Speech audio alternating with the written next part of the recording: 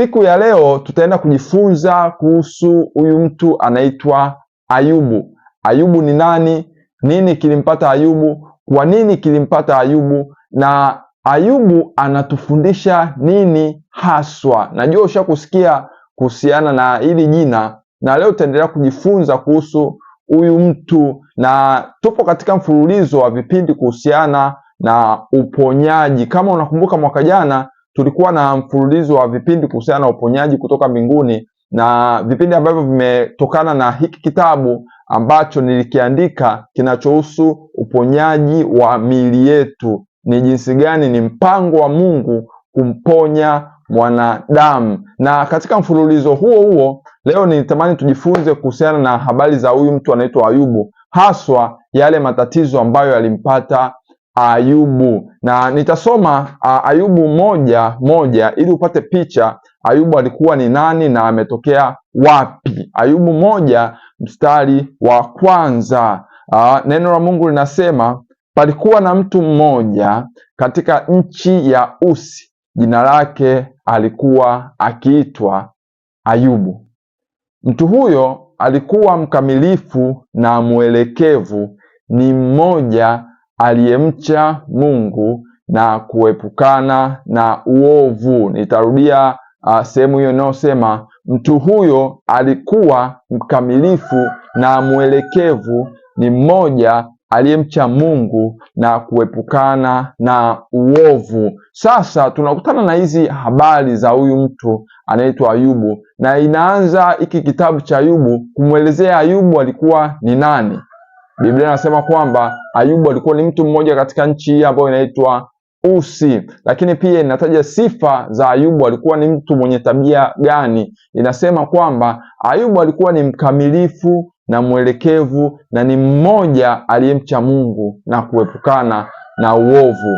Andiko hili ni la msingi sana kwa sababu wengi tunafikiri na kutoa kile ambacho tunakiona baada ya Ayubu kupata matatizo na kurudi kwenye huu mstari kusema, kama mtu mwema kiasi cha Ayubu anaweza kupata matatizo kiasi hiki, basi mimi ni nani nisipate matatizo kama ya Ayubu? Sijasema kwamba matatizo ni mabaya ama ni vibaya kupata matatizo ama changamoto, lakini tunatumia huu mfano kujifananisha na Ayubu, kwamba huyu Ayubu alikuwa ni mkamilifu na mwelekevu, lakini akaja kumpata aliyompata, ambayo tutaangalia ndani ya muda mfupi. Lakini Biblia inaposema alikuwa mkamilifu na mwelekevu, haimaanishi kabisa kwamba Ayubu alikuwa hana dhambi. Hapo ndipo ambapo tunachanganya na kushindwa kutafsiri kama inavyopaswa hiki kitabu cha Ayubu, kwa sababu naomba tusome Warumi 3:23. Biblia inasema, kwa sababu wote wamefanya dhambi na kupungukiwa na utukufu wa Mungu. Wote wakina nani? Wanadamu wote wapo kwenye dhambi, wapo kwenye anguko, wote wamefanya dhambi na kupungukiwa. Ni kweli Ayubu alikuwa ni mtu ambaye anajitahidi kumcha Mungu kwa kadri ya ufahamu wake wa Mungu wa kipindi hicho, lakini bado anaingia kwenye hili kundi la kwamba wote wamefanya dhambi. Inaposema mkamilifu, sio kwamba alikuwa hana doa wala hana dhambi. Hapana, kwa sababu Biblia inatuambia wazi wote wamefanya dhambi. Lakini pia Zaburi 53:2-3, Biblia inasema, toka mbinguni Mungu aliwachungulia wanadamu, aone kama yuko mtu mwenye akili amtafutaye Mungu. Kila mtu amepotoka, wameoza wote pamoja, hakuna atendaye mema, la hata mmoja. Biblia inasema Mungu aliangalia toka mbinguni aone kama kuna ambaye anamcha Mungu kama ambavyo Mungu mwenyewe anataka, lakini Biblia inasema hakuona hata mmoja. Hivyo basi tunavyotafsiri andiko tufahamu kwamba kweli Ayubu alikuwa ni mtu ambaye anamtafuta Mungu na kumcha Mungu na kujaribu kumpendeza Mungu kwa kadri ya ufahamu wake wa Mungu aliokuwa nao kipindi hicho. Kumbuka, inasemekana kwamba hiki kitabu cha Ayubu ni kitabu kikongwe zaidi ama cha muda mrefu zaidi, na kimeandikwa kipindi ambacho inasemekana alikuwa anaishi Ibrahim. Kwa ni muda mrefu sana. Hata uelewa wa Mungu wa kipindi hicho ulikuwa sio kwa kiwango hicho kama ambavyo tumefunuliwa sisi kwenye neno la Mungu. Hawa watu walikuwa wamfahamu Yesu, hawa watu walikuwa hawana ufunuo endelevu juu ya Mungu na kumfahamu kama ambavyo inapaswa. Lakini Biblia inasema huyu Ayubu alikuwa na mkamilifu na mwelekevu kwa kadri ambavyo alikuwa anamfahamu Mungu. Bwana Yesu asifiwe sana. Kwa hiyo tunapoenda kuangalia leo mkuta Ayubu, usitumie hiki kama kigezo cha kusema kama huyu mtu Ayubu alikuwa ni mkamilifu na mwelekevu na akamkuta haya, basi hata mimi nipo katika hiyo listi, kwa sababu mimi hata iko kiwango cha kumfikia Ayubu sijamfikia. Hapana, utakiwa kujifananisha kwa kiwango hicho. Ni kweli kuna vitu vya kujifunza katika kitabu cha Ayubu na tutaenda kuviangalia ni vitu gani ambavyo tunajifunza, lakini tujifunze kupambanua kulingana na ufunuo ambao tumepewa kwenye neno la Mungu. Sasa lazima tufahamu pia Mungu wetu ni Mungu wa maagano. Mungu wetu tunayemwabudu ni Mungu ambaye anaheshimu maagano na anatimiza ahadi zake kwenye agano ambalo analifanya. Na katika Biblia tunaona Mungu akifanya maagano mbalimbali na wanadamu, akifanya maagano mbalimbali na wanadamu ili aweze kutimiza mapenzi yake hapa duniani. Na tokea mwanzo mpaka Ufunuo hakuna hata mara moja ambapo Mungu amelivunja agano lake. Sasa huyu mtu ambaye anaitwa Ayubu, ambaye nimesema inasemekana aliishi kipindi cha Ibrahim, huyu mtu hakuna indicator ama kiashiria chochote kwamba alikuwa na agano lolote na Mungu la moja kwa moja. Hivyo basi Mungu hakuwa na tunaita wajibu wa moja kwa moja kwa Ayubu kama ambavyo yuko kwetu sisi. Sisi tupo katika agano la damu na Mungu. Kwa damu ya Yesu Kristo tumeingia katika agano, na yote ambayo Kristo anayo sisi tuna uwezo wa kuyapata kwa sababu tumepewa mamlaka. Tumeketishwa katika ulimwengu wa roho ndani yake Kristo. Tumeketishwa mkono wa kuume wa Baba. Mamlaka yale ambayo Kristo anayo sisi tumepewa.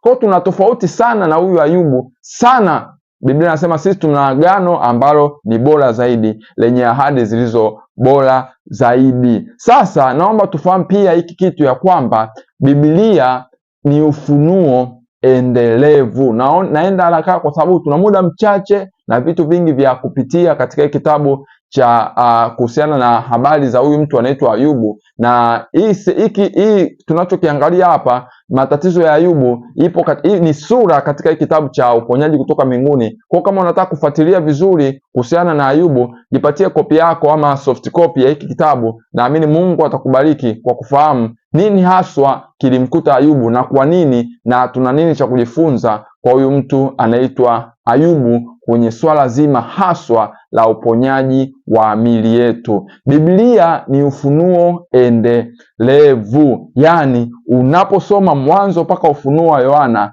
Mungu anajifunua pole pole, na hivyo kadri unavyozidi kwenda mbele ndivyo unavyozidi kuelewa mapenzi ya kamili ya Mungu kwa wanadamu. Tangu mwanzo mpaka Ufunuo, Mungu anajifunua hatua kwa hatua, pole pole, ili tuzidi kumfahamu hatua kwa hatua. Walivyokuwa namfahamu Mungu watu wa Agano la Kale, tofauti kabisa na ambavyo tunamfahamu Mungu sisi watu wa Agano Jipya. Kwa nini? Kwa sababu wao walikuwa na ufunuo mdogo wa Mungu, walimwelewa Mungu wa kiwango kidogo kulingana na Mungu alivyojifunua kwao. Huwezi ukamwelewa mtu zaidi ya kiwango ambacho amejifunua kwako, ama taarifa ambazo unazo kuhusiana na huyo mtu. Huwezi kabisa, huwezi ukanifahamu mimi kulingana zaidi ya kiwango ambacho, zaidi ya taarifa ambazo unazo kuhusiana na mimi. Ninavyojifunua kwako ndivyo unavyonifahamu. Taarifa ambazo unazifahamu kuhusu mimi ndivyo ambavyo utanifahamu. Hivyo Mungu alikuwa anatoa taarifa, anajifunua kupitia neno lake hatua kwa hatua, toka mwanzo mpaka Ufunuo, ili wanadamu wamfahamu pole pole. Hivyo Biblia unavyoisoma lazima ufahamu kwamba ndani yake ufunuo uliopo ni ufunuo endelevu, unaoenda hatua baada ya hatua baada ya hatua. Ndio maana tukisoma Petro wa kwanza 1:10, Petro anasema kwamba katika habari ya wokovu huo manabii walitafuta na kuchunguza ambao walitabiri habari ya neema itakayowafikia ninyi. Tunaona Petro anasema, japokuwa tukisoma, ukiangalia Agano la Kale, ukiangalia katika maandiko, unakutana na nabii mbalimbali za kwamba atakuja Masihi, atakufa, atazaliwa katika mji wa Bethlehemu, kitatokea hiki na hiki. Lakini wale waliokuwa wanatoa huo nabii, hao manabii wenyewe walikuwa wakitafuta wasijue ni kitu gani haswa anachokitabiri.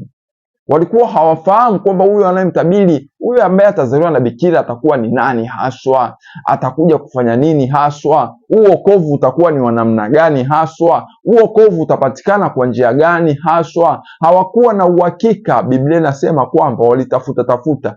Kwa nini walitafuta? Kwa sababu Biblia ni ufunuo endelevu.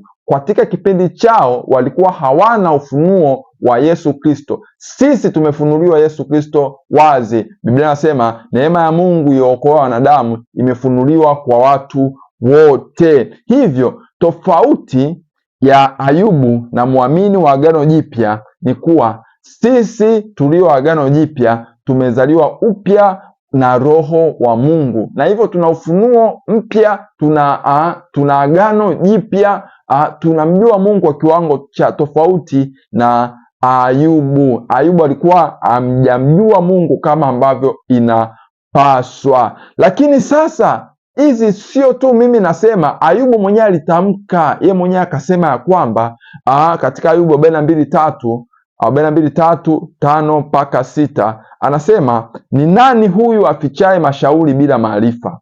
Nilikuwa nimesikia habari zako kwa kusikia kwa masikio, bali sasa jicho langu linakuona. Kwa sababu hiyo najichukia nafsi yangu na kutubu katika mavumbi na majivu. Turudi nyuma kidogo. Huyu mtu anaitwa Ayubu, tumesoma Ayubu 1:1. Tunakuja kukutana mbele kwamba alikuwa na watoto wengi, alikuwa na mifugo, alikuwa na vitu vingi na mali nyingi, na Biblia inasema Ayubu alikuwa ni mtu mkuu sana.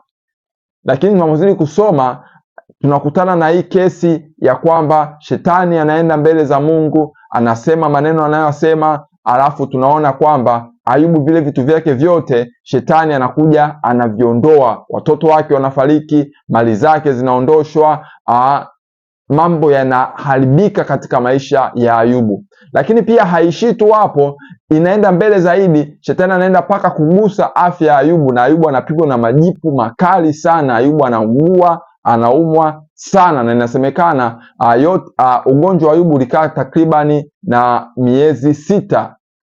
Kwa hiyo Ayubu vitu vyote alivyokuwa navyo, mali zake zote na pamoja na afya yake vinaondolewa. Huyu mtu ambaye alikuwa ni mkamilifu na mwelekevu, vitu vyote alivyokuwa navyo vinakuwa ni bure na vinapotea vyote, anarudi chini kabisa, kiasi kwamba kujikuna na akiwa kwenye majivu, kwa sababu alikuwa na majipu makali sana. Bwana Yesu asifiwe sana. Na tunaona inatokea mambo mengi, mazungumzo mengi, Ayubu na marafiki zake, wengine akimwambia kwamba, mke wake akimwambia Ayubu, wewe mkufuru tu Mungu ufe. Kwa nini unaendelea kushikamana na hiyo imani yako? Marafiki wengine wanaambia, au Ayubu umetenda dhambi fulani, au Ayubu umefanya hivi, au Ayubu umefanya hivi. Wote wakijaribu kutafuta na kutafakari, kwa nini mtu kama huyu ambaye alikuwa anamcha Mungu kiasi hiki yamkute mambo haya? Na hiyo tafakari hata sisi wengi wetu tumekuwa nayo, tukijiuliza, mbona mama yule ni mtu ambaye alikuwa sana anampenda sana Mungu, anahudhuria sana ibada, mbona mtu yule alikuwa anajitahidi sana kumtumikia Mungu, kwa nini mambo yale yamkute? Kwa nini akutwe na ugonjwa ule? Kwa nini hajapona, anaugua? Kwa nini afariki kabla ya wakati wake? Kwa nini?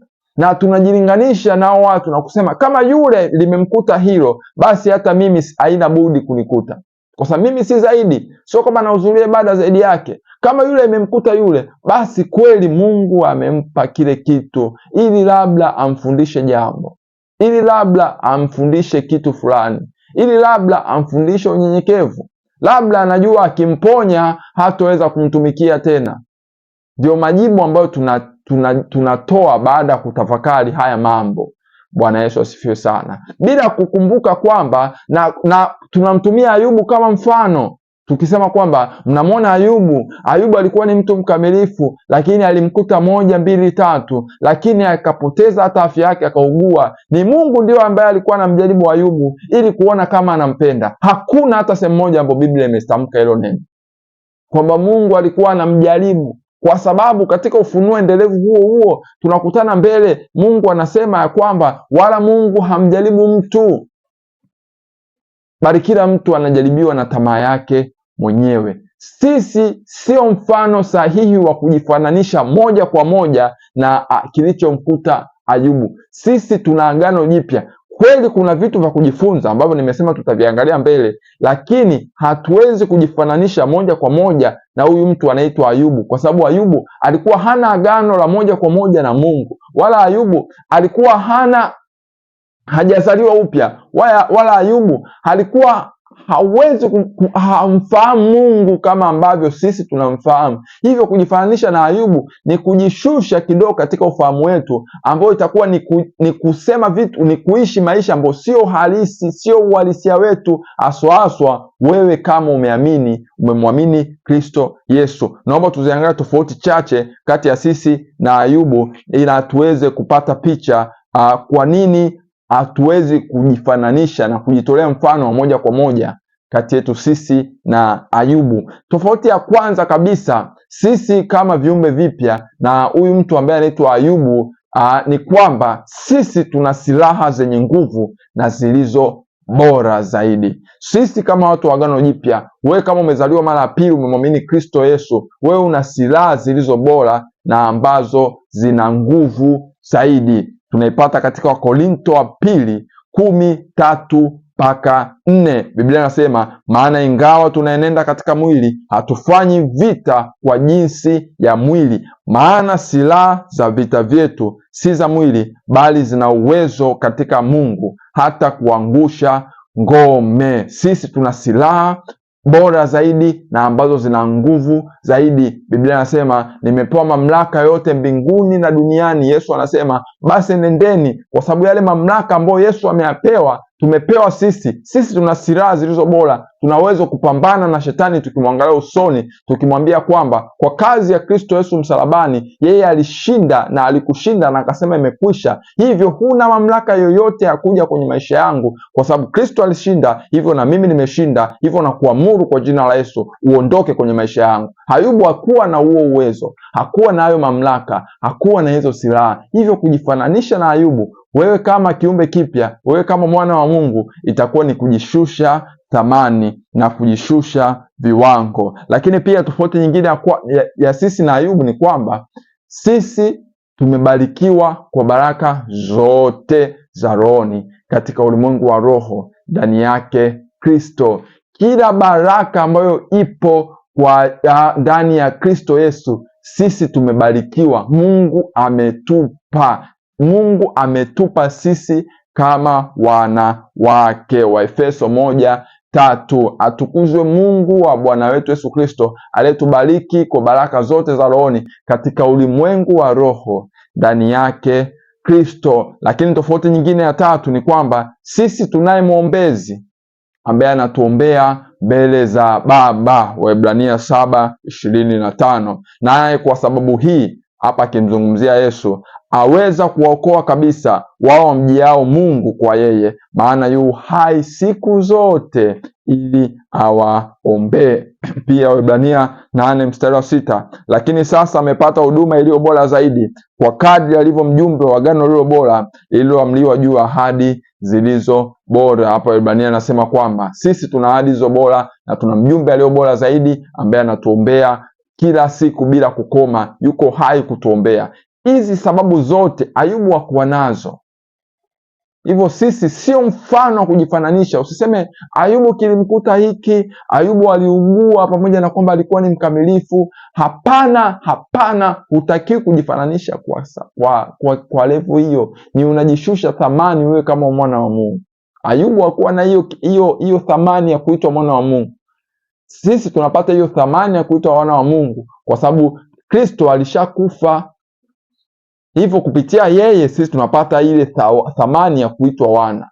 tazama ni pendo la namna gani, na kwamba tuitwe wana wa Mungu, na ndivyo tulivyo. Wewe ni mwana wa Mungu. Hivyo kujifananisha na Ayubu inakuwa ni kujishusha thamani, kujishusha viwango, na kutofahamu haswa nini kimo katika agano lako na Mungu ndani yake Kristo. Sasa naomba tuangalie kitu kimoja. Tumezungumza vitu kadhaa. Ukipata muda, naomba usome kitabu cha Ayubu. Kuna vitu vingi vya kujifunza, lakini leo kwa sababu ya muda nitasema kitu kimoja ambacho kilichangia kwa kiwango kikubwa, naamini ilikuwa ni source kubwa ya kumpa shetani nafasi ndani ya maisha ya Ayubu. Kitu hicho kinaitwa hofu. Hofu ni mlango mbaya sana katika maisha ya mwanadamu.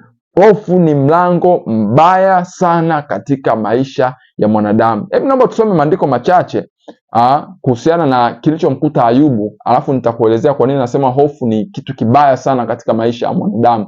Hofu ni kitu cha hatari sana katika maisha ya mwamini ndani ya Kristo Yesu. Ayubu 1:12, tuone kilichomkuta Ayubu hapo mwanzo na jinsi ambavyo shetani alienda akayafanya yaliyoyafanya. Bwana akamwambia shetani, tazama yote alionayo yamo katika uwezo wako. Lakini pia Ayubu 2:6, Bwana tena akamwambia shetani, tazama yeye yumo mikononi mwako. Mimi nitasema kauli hii, kama unaweza kuipinga unaweza kuzungumza katika comment, lakini nitasema kauli ya kwamba yote aliyompata Ayubu unaweza kuyahitimisha ama conclude katika neno moja ambalo ni hofu, na hii tunaipata katika Ayubu 3:25. Kwa maneno yake Ayubu mwenyewe akitamka akisema, maana jambo nichalo hunipata, nalo linitialo hofu hunijia. Narudia tena, Ayubu 3:25. Ayubu anasema mwenyewe kwa maneno yake kwamba maana lile jambo nichalo hunipata, nalo linitialo hofu hunijia. Kimsingi hii ni chalo maana yake fear. The things which I fear have come upon me. Yale mambo ambayo nayaogopa ama nayahofu yamekuja juu yangu.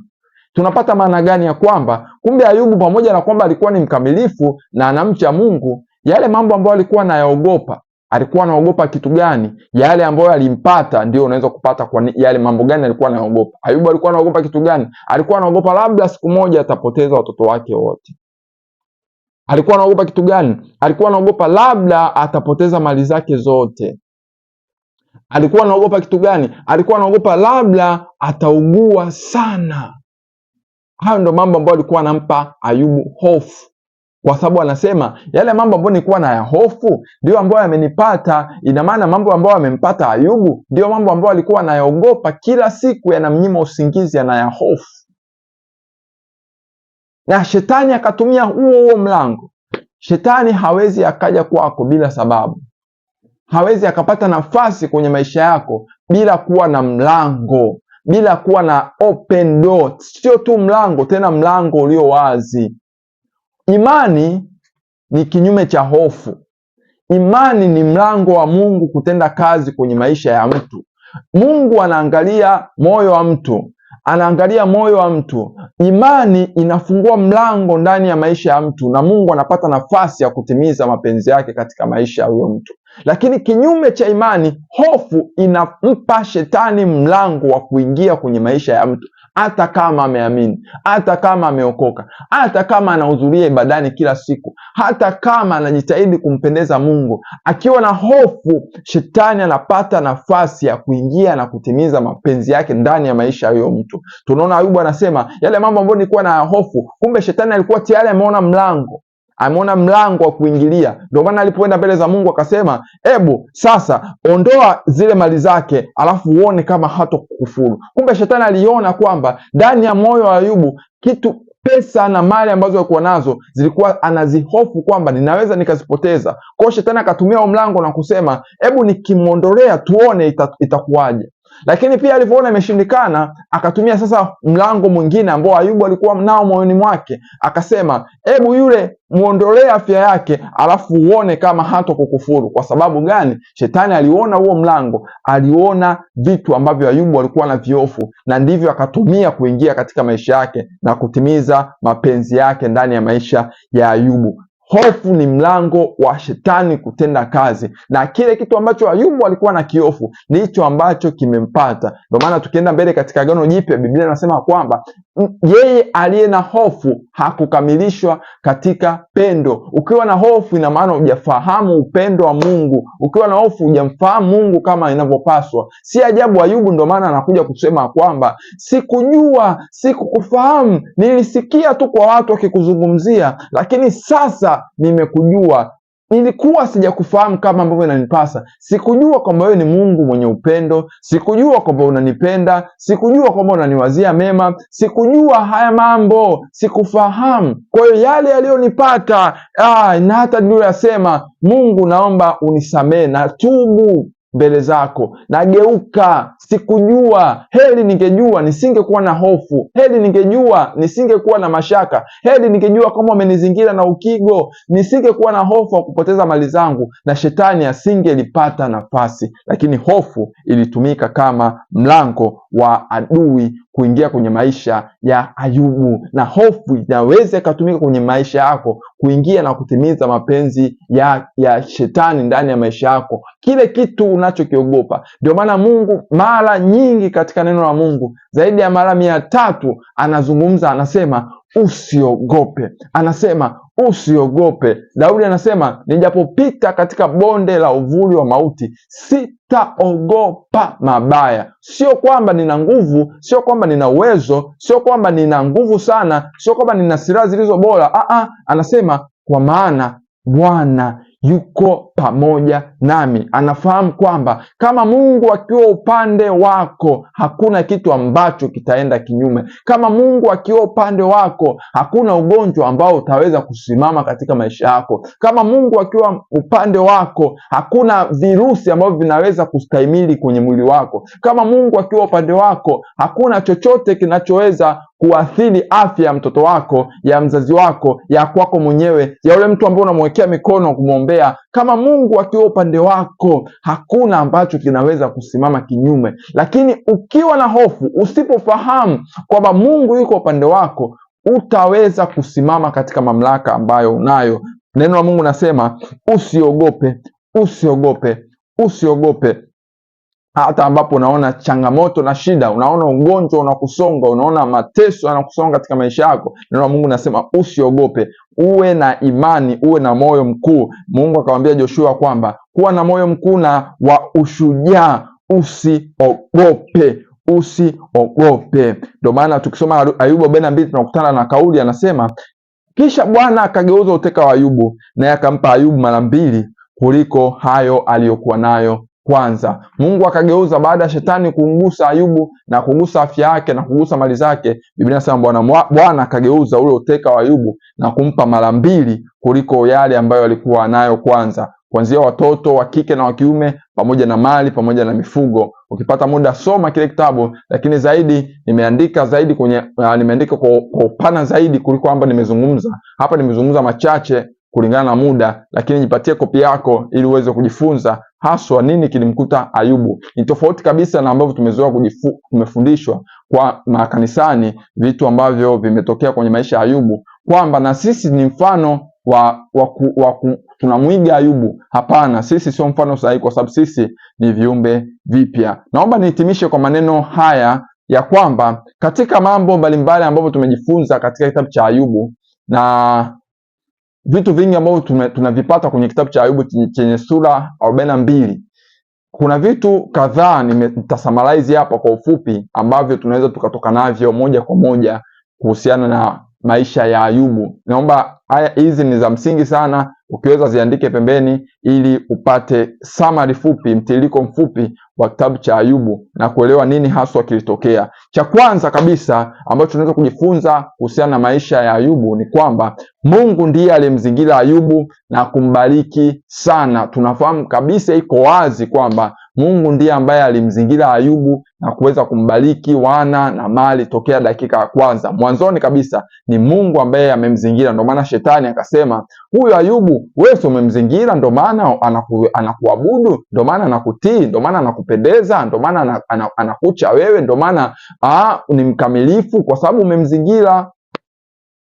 Hilo ni la kwanza, kwamba Mungu ndiye alimzingira Ayubu na kumbariki sana. La pili, shetani ndiye aliyeleta hoja ya kumjaribu Ayubu.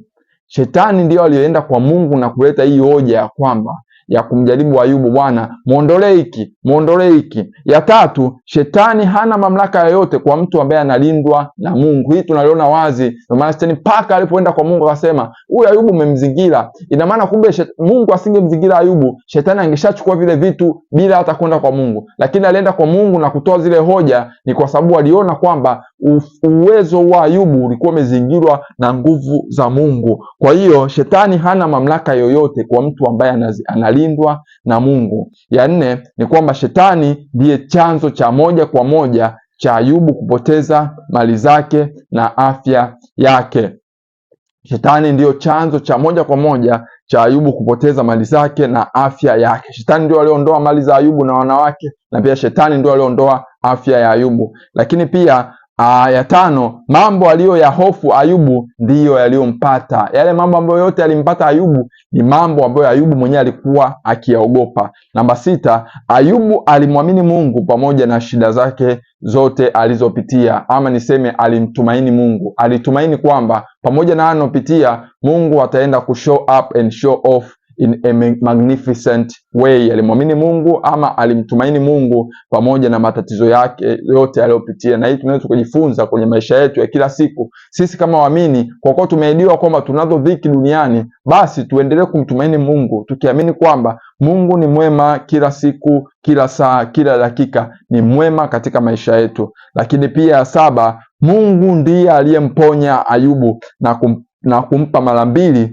kuliko hayo aliyokuwa nayo mwanzo. Ni Mungu ndio aliyompa mwanzoni, shetani akaja kuondoa katikati, lakini pia Mungu ndio aliyofanya urejesho kwenye maisha ya Ayubu. Mungu akafanya urejesho kwenye maisha yako kwa jina la Yesu Kristo wa Nazareti. Yote ambayo shetani aliyaondoa na kuyafisha kwenye maisha yako, Bwana akafanya urejesho kwa jina la Yesu. Ukarejeshewe mara saba, iwe ni pesa, iwe ni afya, iwe ni chochote ambacho shetani alikiondoa, mwizi alikiiba, kikarejee katika maisha yako mara saba katika jina la Yesu Kristo wa Nazareti. Paulo anasema katika Warumi 8:28 ya kwamba nasi twajua ya kuwa katika mambo yote Mungu hutenda kazi pamoja na wale wampendao katika kuwapatia mema. Ni mapenzi ya Mungu kukupatia mema kwenye maisha yako. Ni mapenzi kamili ya Mungu kukupa afya. Ni mapenzi kamili ya Mungu uwe mzima. Ni mapenzi kamili ya Mungu uishi maisha ya utoshelevu. Usitumie huu mfano wa Ayubu kusema kwamba Mungu ananijaribu ili kunifundisha kitu. Biblia inasema Mungu hamjaribu mtu, kila mtu anajaribiwa na tamaa yake mwenyewe. Afya aliyoiondoa, afya yako ambayo inateteleka, aliyoiondoa sio Mungu bali ni shetani. Huyo ugonjwa unaokusumbua aliyoweka hapo si Mungu bali ni shetani. Hiyo shida unayopitia aliyoweka hapo, unayopitia kwenye mwili wako, na hivyo vijidudu na hayo maumivu ambayo unapitia kwenye mwili wako, aliyoweka hapo sio Mungu, ni shetani ambaye anataka kukutesa. Ni shetani ambaye anataka kukuangamiza. Ni shetani ambaye anataka kukuua. Ni shetani ambaye anataka kukuondoa kabla ya wakati wako. Mungu anataka uwe na uzima kisha uwe na utele. Uzima huo sio tu katika roho bali ni katika nafsi, lakini pia ni katika mwili. Mungu anataka uwe mzima. Katika maneno yote ambayo nimezungumza hapa, naomba utoke na hili neno moja, ya kwamba Mungu aliupenda ulimwengu hata akamtoa mwanawe pekee, ili kila amwaminie asipotee bali awe na uzima wa milele. Ni mapenzi ya Mungu kukupa uzima. Ni mapenzi ya Mungu kukupa afya. Ni mapenzi ya Mungu kukupa mahitaji ya moyo wako. Mwamini Yesu leo. Kama hujamwamini Kristo, na kusi ndugu yangu, mwamini Yesu. Yeye ndiye kimbilio letu. Yeye ndiye anaweza kukupa uzima. Yeye ndiye anaweza kukupa afya. Yeye ndiye anaweza kukupa amani katika moyo wako. Na hata wewe ambaye unasumbuliwa na madhaifu mbalimbali, huyo sio Mungu, ni shetani. Mwamuru aondoke, kwa sababu una silaha zilizo bora. una uwezo ndani ya Mungu, una mamlaka ndani ya Kristo Yesu ya kukiambia chochote, hata kama ni mlima, ya kwamba ng'oka, nenda ukatupe baharini, ya kwamba tatizo ondoka kwa jina la Yesu. Una mamlaka katika maisha yangu, na ikakusikiliza. Kataa hofu. Shetani ndio anaweka hiyo hofu maishani mwako, kwamba aba sitaishi, labda sitafika miaka fulani, labda sitafika umri fulani. Kataa hofu kwa jina la Yesu, kwa sababu hofu ni mlango wa adui. Usiogope, mwamini Mungu. Mungu akubariki sana. Nimefurahi kuwa pamoja nawe siku ya leo. Naamini umejifunza sana maneno ya Mungu kuhusiana na maisha ya Ayubu. Kama unataka kuendelea kujifunza zaidi, nimeandika chapter nzima, sura nzima katika kitabu hiki cha Uponyaji Kutoka Mbinguni, inahusiana na maisha ya Ayubu na jinsi gani sisi kama waamini wa Agano Jipya tunaweza tukaishi juu ya kile kiwango ambacho alikuwa anaishi Ayubu, maana sisi tuna agano lililo bora zaidi. Naitwa Best Katunzi, na kupenda sana, na Mungu akubariki. Amen.